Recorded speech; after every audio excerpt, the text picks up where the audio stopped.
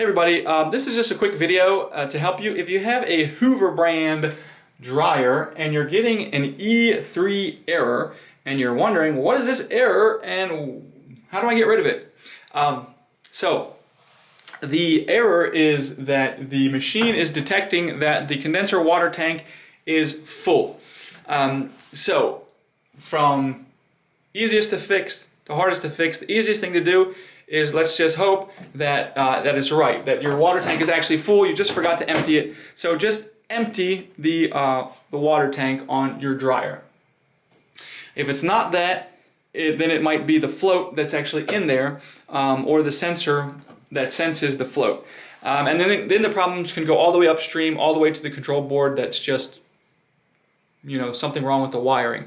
But you know, 90% of the time you just forgot to empty the water tank.